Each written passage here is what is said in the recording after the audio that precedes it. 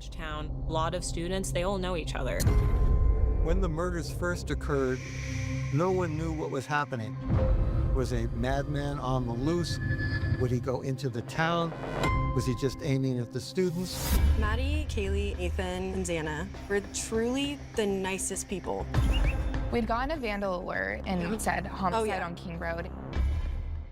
It was a cold, quiet night in the small town of Moscow, Idaho. A place known more for its peaceful streets and college students than for crime, but everything changed in the early hours of November 13, 2022. Inside a small off-campus home, 4 University of Idaho students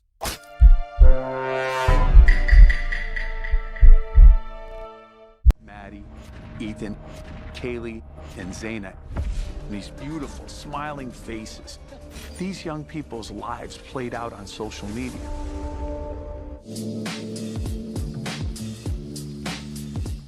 were found brutally murdered in their sleep. He entered the bedroom where Kaylee and Maddie were sleeping and attacked them with the knife. It only took a few moments.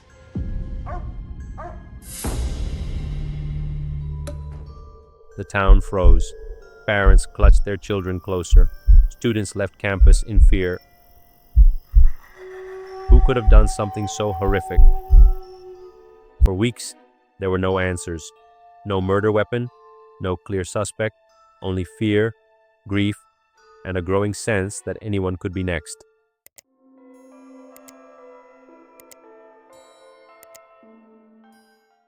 Everybody's going to work and you look out the window and there's kids running down the street laughing and you're just like, how can you be out there playing? My daughter's dead.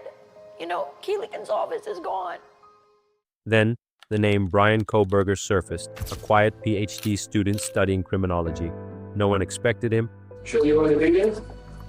Absolutely. But investigators believed he held the answers to a crime that stunned the nation.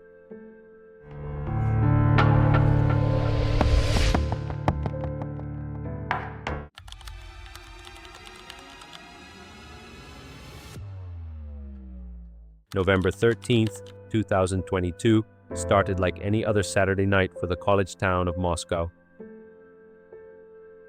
The 4 victims, Kaylee Gonzalez, Madison Mogan, Xana Kernodle, and Ethan Chapin, were close friends enjoying a typical evening out. Details in the deaths of 4 University of Idaho students. Police say the 4 victims were targeted and the killer or killers used a knife or other type of edged weapon in this attack. They laughed, danced, and returned home before 2 a.m. But just a few hours later, their lives were taken in one of the most shocking mass murders in recent American history. The crime scene was discovered the next morning. 2 of the roommates who had survived the night found their friends dead and called 911. From the moment that this story broke, I knew that this was going to be one of the biggest crime stories that I'd ever covered. Authorities confirm evidence was found on multiple floors. Carnage so severe, photos appear to show blood seeping from the crime scene to the exterior foundation of the home. Police arrived to a scene that was described as gruesome and chilling. There were no signs of forced entry, no sounds had been heard, and there were no immediate suspects. Investigators were puzzled. How could someone commit such a violent act without waking the other people in the house? And why these 4? For days, the community waited. Rumors spread. Fear grew. The university increased security. Many students left town early.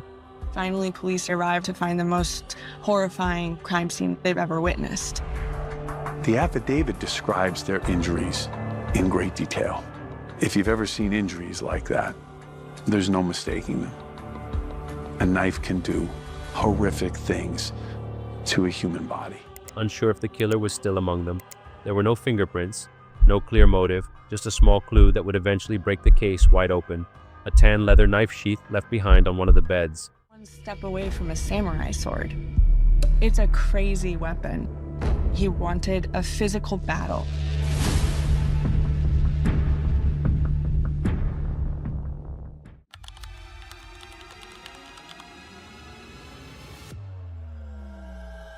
Bryan Kohberger wasn't a name anyone in the town of Moscow had heard before. He wasn't a local. He didn't go to the University of Idaho. He wasn't connected to the victims, at least not in any obvious way. But Bryan was a 28-year-old PhD student studying criminology at Washington State University, just a short drive from the murder scene. He was known as quiet, serious, and highly focused on criminal behavior. Some classmates even said he had a deep interest in how criminals think, maybe too deep. He had recently completed a master's degree in criminal justice and was described by professors as intelligent but socially awkward. Some who knew him said he could be controlling during conversations. Others said he often made people uncomfortable without meaning to. With respect to count 1, burglary, felony, how do you plead, Mr. Kohberger, guilty or not guilty? Guilty. As to count 2, his family described him as someone who had struggled with social anxiety and intense personal challenges growing up. In high school, he had been bullied for being overweight. Peter, what he's doing? Why you bully me? You fucking bitch, why you bully me? Everyone asked. Later, he lost a lot of weight and became obsessed with fitness and veganism. He also reportedly posted on internet forums under anonymous names, talking about feeling disconnected from the world and battling dark thoughts. Looking back, people started to wonder, were these just quirks of a troubled young man, or signs of something more dangerous? Bryan didn't have a criminal record, no history of violence, but as investigators would later uncover, his knowledge of crime scenes and police procedures may have helped him plan the perfect crime, or so he thought. On the outside, he seemed like a student chasing academic success, but behind that calm face, something far more disturbing might have been hiding.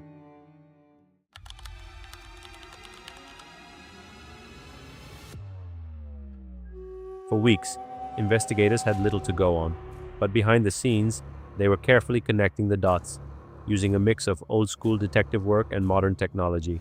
The first major clue was the white Hyundai Elantra.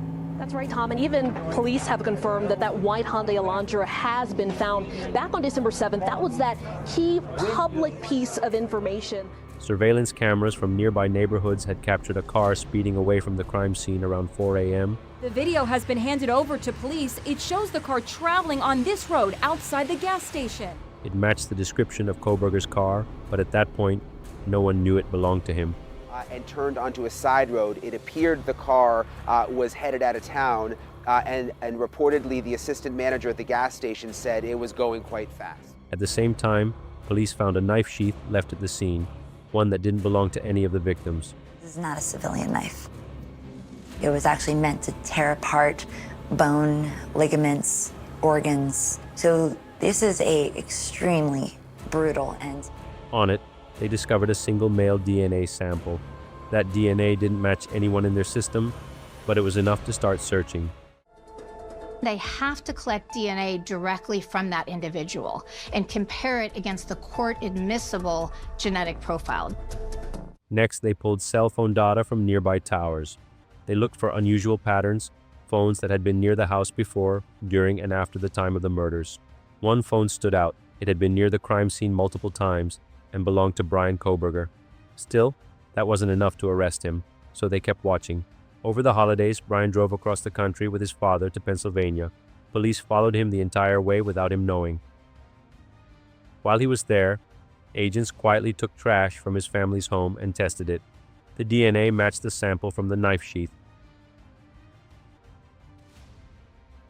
A perfect match to Bryan's father, proving the killer had to be his son. On December 30th, 2022, police made their move. Bryan Kohberger was arrested early in the morning at his parents' home. He didn't resist. Investigators say he made no public confession, but the evidence, the car, the phone, the DNA, had all silently spoken for him. Piece by piece, the mystery unraveled, and the man who had studied how crimes were solved became the subject of one of the most closely watched cases in recent memory.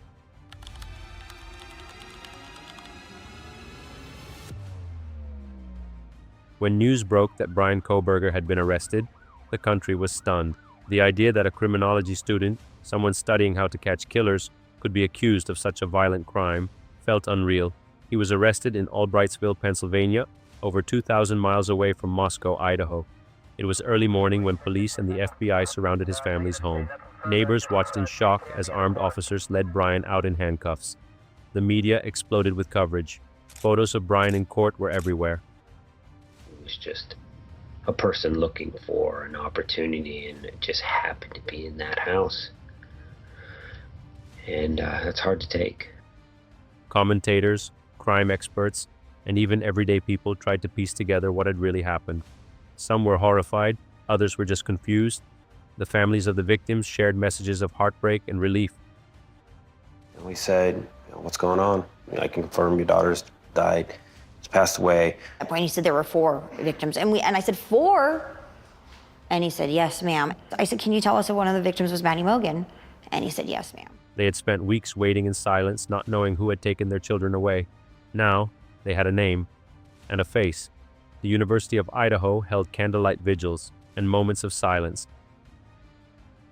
Students returned slowly after winter break, still shaken. Memorials were placed outside the victim's home, with flowers, candles, and letters that read, "You will never be forgotten." Tucked inside a Main Street restaurant bench. Yeah. Is a memorial catching the community's attention, including Annalise Mitchell. Yeah. She's a sophomore at University of Idaho. I just wanted to kind of take a moment to remember them. But there were still questions. Bryan's defense lawyers claimed he was innocent. Online discussions became heated. Some believed the evidence was clear, while others warned about rushing to judgment. In court, Bryan remained mostly silent. He showed little emotion, calmly responding to the judge's questions. Oh, we got it. We took care of it. Yep. You get it. Okay.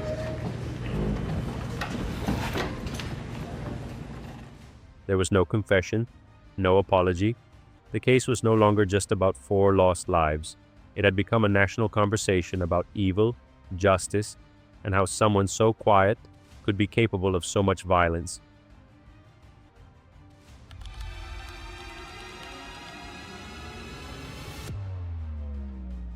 As of now, the case against Bryan Kohberger is still moving through the legal system.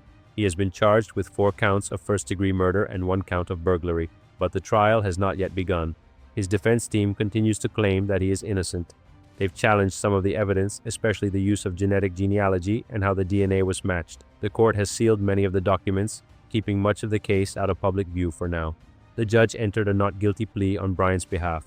A trial date was set, but it has been delayed more than once. Legal experts say this could be one of the most complex and closely watched trials in recent memory. For the families of the victims, the wait is painful. They want answers, they want justice, but they also want the world to remember who was lost: Kaylee, Madison, Zana, and Ethan. 4 bright young lives taken too soon. And for the people of Moscow, Idaho, the fear still lingers. Many still double-check their locks at night, because this case wasn't just about one man. It was about how even the safest places can be shattered in a single night. If you found this story disturbing but important, consider subscribing to the channel. We cover killers' stories that show the dark side of human nature and remind us why justice, truth, and safety matter. Comment below and let us know what you think about this case. Do you believe the full truth will ever come out? Was it just one man, or is there still more we don't know? Thank you for watching, and remember, even in quiet towns, even on peaceful nights, evil can sometimes slip through the cracks.